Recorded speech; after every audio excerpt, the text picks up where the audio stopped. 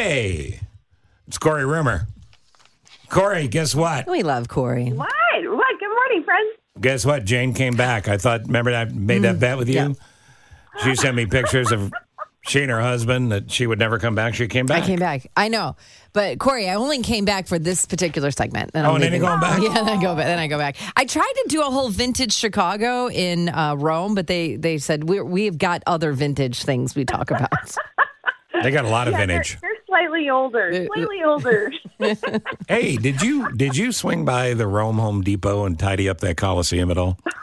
You know, I told them you were going to swing by, and I set up an account for you, Steve, so that you could get to the paintbrushes and the ladders and things. That'd be like cool that. if, like, the Vatican gift shop had a whisk broom that you could go over to the Coliseum with and just clean things Do you up. know what's funny? There were a lot of little, like, Ace hardware stores. And Really? little stores. I went into one because we saw some doorknobs we thought were cool, and I walked in, and they had no time for me whatsoever. Nothing.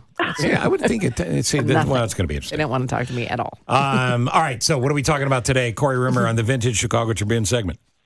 Okay, we're keeping it short and sweet. I have 3 different quotes from 3 different events that happened this week in Chicago history. So let's see if you can guess the event based on the quote. Go. Okay, first one. Shawn Michaels, you've been doing a lot of talking, and talk's cheap. I can back my words up. My words are, if you try anything, there will be a vacancy sign hanging in your Heartbreak Hotel. Who said it? Or I should say, for what event? And then I'll tell you who said it. Miranda. Was it A? Miranda didn't say it. I was going to give Miranda a chance to answer this. Don't even give Miranda options. Don't give her the multiple choice. Who is it? C. Okay.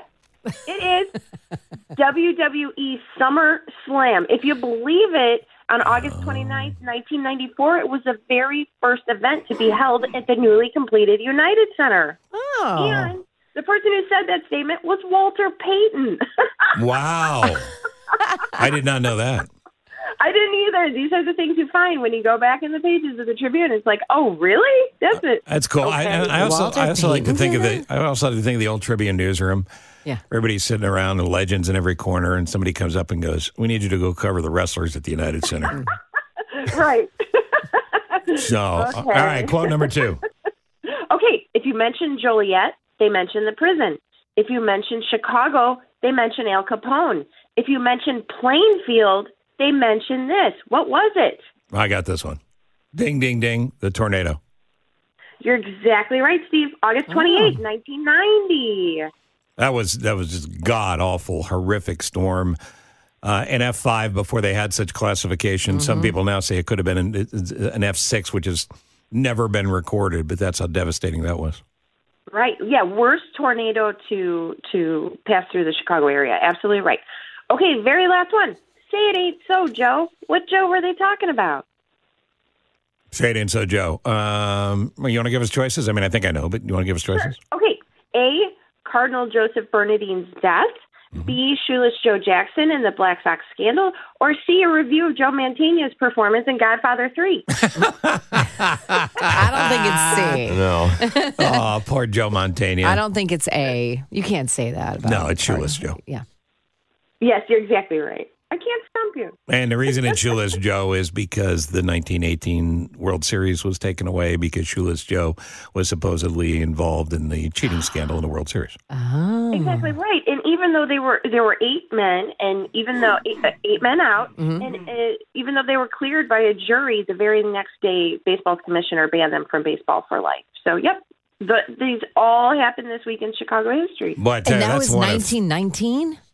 1919, yeah. I 1918. think the trial took place in 1921, so it took a few years. Oh. But yeah. I think they had pandemic night at Comiskey then, right? Because that would have been the first one. Right around that, yeah. Yeah. Oh my gosh, yeah. So there you that's go. right. Do we know why they called him Shoeless Joe? Is that He didn't have shoes. No, he's really poor. He's very poor. He didn't get shoes when he walked to It'd be school. a really bad uphill both idea ways. back then to play shoeless, considering the spikes on baseball shoes are about 8 feet long. Mm-hmm. But is there a reason? Was that a common knowledge? I guess not. That was his nickname?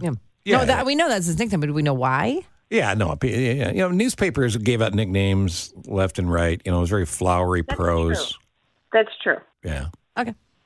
Hey, listen, as usual, you've delivered. How do we get the vintage Chicago Tribune? Delivered the newspaper.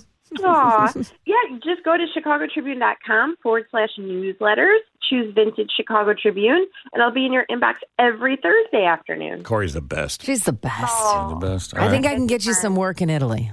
Oh, I love that. Yeah. But you have to Good. call there, too. That's so. great. Everybody's going. Thank you, Kori.